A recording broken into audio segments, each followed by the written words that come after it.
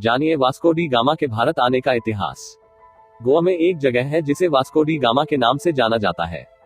क्या सचमुच भारत खोया हुआ था और जिसके बारे में दुनिया कुछ नहीं जानती थी? क्या वास्को डी गामा के पहले भारत में कोई विदेशी नहीं आया था? और क्या भारत कोई ऐसी चीज है जिसे खोजा जाए? हजारों वर्ग किलोमीटर के भूभाग को वास्को डी गामा ने खोज लिया। क्या आपको यह हास्यास्पद नहीं लगता? यह ऐसा ही है कि आप अपने पड़ोसी के घर को खोज ले और दुनिया में इतिहास प्रसिद्ध हो जाए।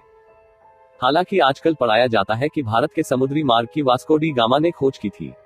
सचमुच यह हद दर्जे की मूर्खता है कि भारतीय बच्चों को यह पढ़ाया जा रहा है कि वास्को डी गामा ने भारत की खोज की। पढ़ाया यह जाना चाहिए कि वास्को डी गामा ने यूरोप को पहली बार भारत तक पहुंचने का समुद्री मार्ग बताया। दरअसल पहले यूरोपीय देशों के लिए भारत एक पहेली जैसा था।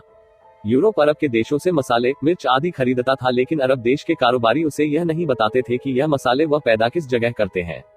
यूरोपीय इस बात को समझ चुके थे कि अरब कारोबारी उनसे जरूर कुछ छुपा रहे हैं।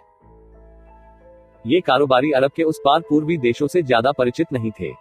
जहां तक सवाल भारत का है तो इसके एक और हिमालय की ऐसी श्रृंखलाएं हैं जिसे पार करना उस दौर में असंभव ही था। भारत के दूसरी ओर तीन ओर से भारत को समुद्र ने घेर रखा था।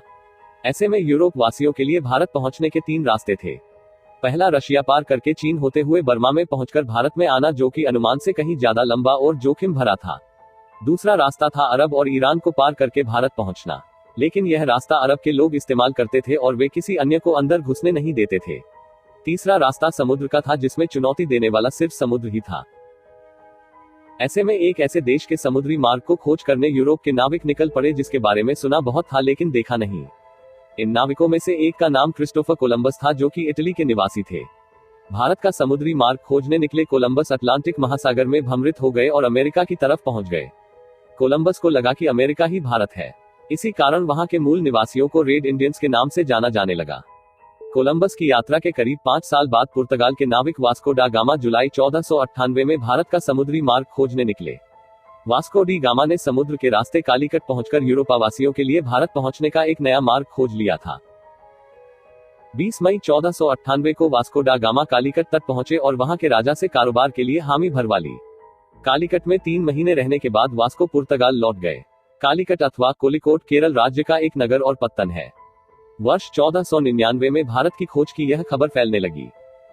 वास्को डी गामा ने यूरोप के लुटेरों, शासकों और व्यापारियों के लिए एक रास्ता बना दिया था।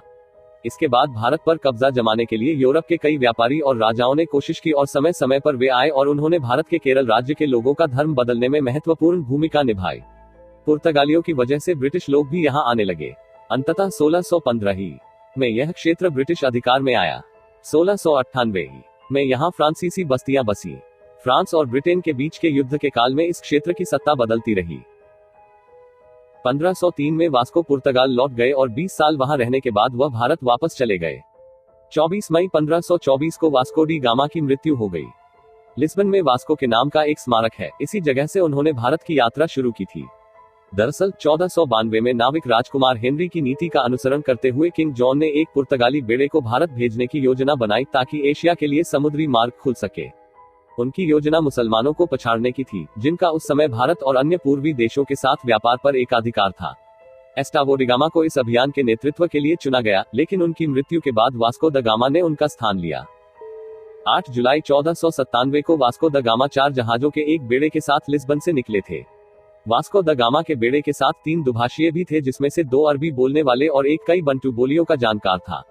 बेड़े में वे अपने साथ एक पेड्राव पाषाण स्तंभ भी ले गए थे, जिसके माध्यम से वह अपनी खोज और जीती गई भूमि को चिन्हित करता था।